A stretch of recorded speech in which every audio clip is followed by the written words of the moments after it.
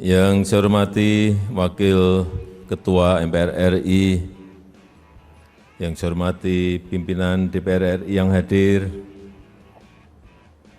yang saya hormati para Menteri Kabinet Indonesia Maju hadir bersama saya, Pak Menko Polhukam, Pak Menhan, Kepala Staf Kepresidenan,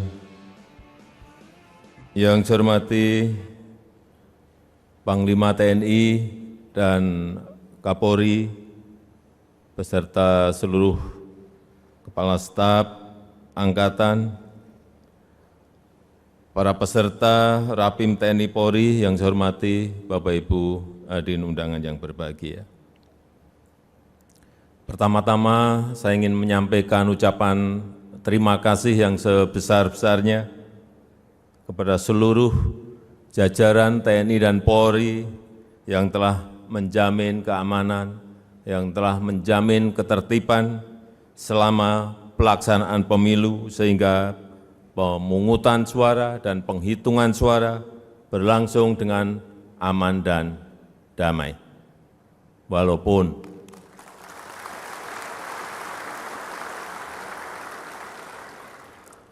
saya tahu ada sedikit dinamika dan riak-riak kecil. Itu biasa dan wajar dalam kita berdemokrasi, perbedaan pendapat, perbedaan pilihan, itu juga sangat wajar dalam demokrasi. Namun perlu juga saya ingatkan masih ada beberapa tahapan pemilu sampai Oktober nanti yang perlu langkah-langkah proaktif untuk menetralisir residu-residu politik, untuk memitigasi disinformasi pemilu, serta menjaga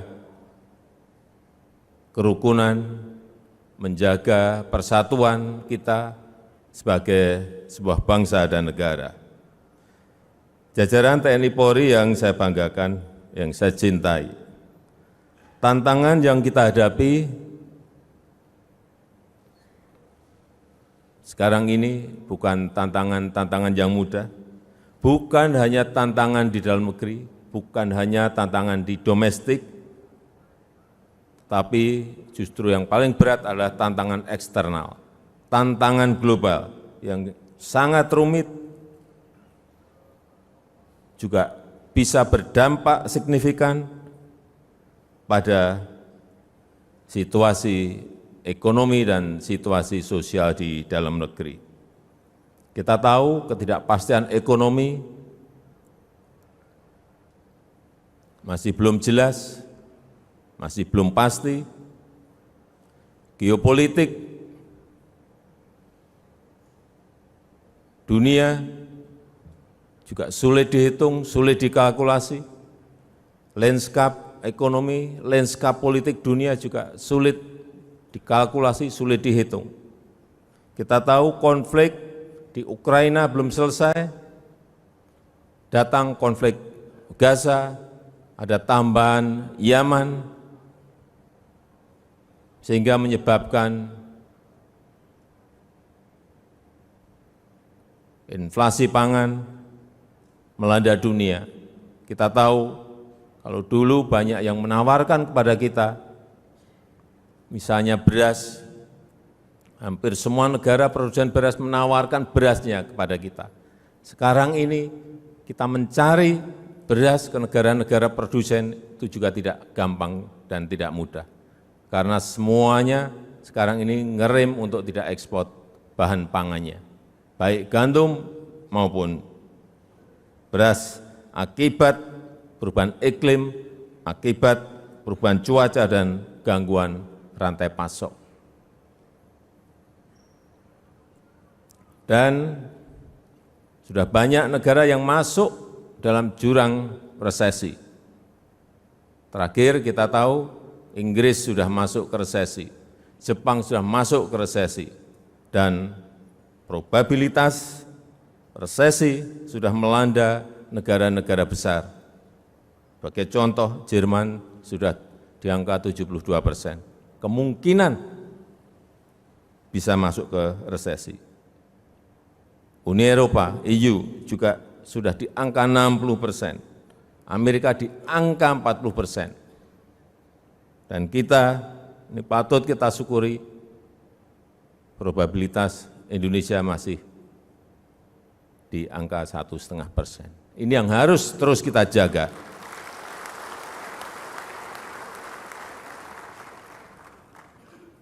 Ditambah lagi penggunaan fiskal dalam perang. Hati-hati, karena Ukraina, karena Gaza, karena Yaman, Houthi,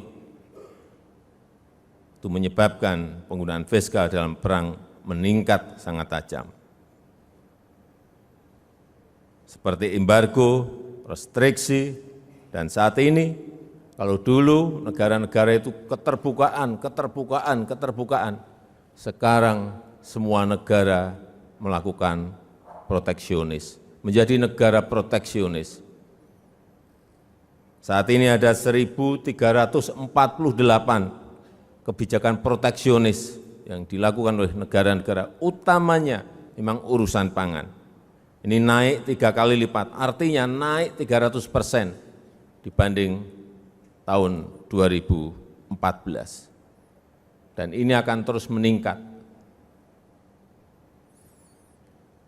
Dan patut kita syukuri, alhamdulillah di tengah krisis dunia yang bertubi-tubi, ketidakpastian ekonomi yang sulit dikalkulasi, perekonomian kita cukup kokoh. Dan kalau di G20 masuk 3 besar ekonomi yang kondisi growth dan pertumbuhan ekonominya baik. Kita tahu ekonomi kita di tahun 2023 tumbuh 5,05%.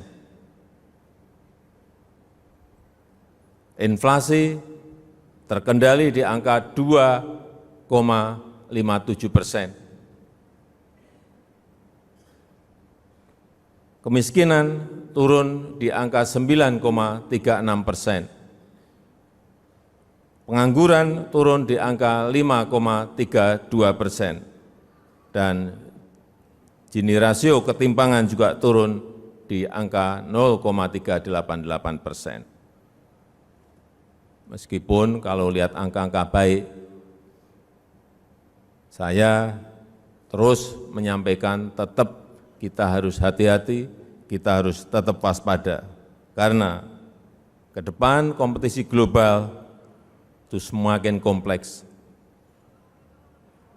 semakin tidak jelas. Arahnya kemana? Dalam pertemuan-pertemuan baik G20, G20, G7, di ASEAN, semuanya. Kalau kita bicara ketidakjelasan ekonomi dan geopolitik, ini menyebabkan ketidakpastian. Oleh sebab itu, pemanfaatan teknologi dalam perang konvensional, perang cyber akan semakin meningkat. Oleh sebab itu, TNI, Polri harus berani masuk ke hal-hal yang berkaitan dengan teknologi. Pesawat tempur perlu, iya. Tank perlu, iya. Tapi hati-hati juga dengan drone. Saya ingat di tahun 2020, bulan Januari, ada penggunaan drone yang saya kaget karena begitu sangat presisi dan begitu sangat akurat mengejar siapa yang diinginkan. Saat itu Majen Sulaiman, ini Komandan Quds dari pengawal besar Revolusi Iran, ketembak dari drone yang dipersenjatai. Akurat karena memakai face recognition. Akhirnya ketembak. Dan yang kita kaget itu terjadi di wilayah Irak, tapi drone-nya konon dikendalikan dari Qatar.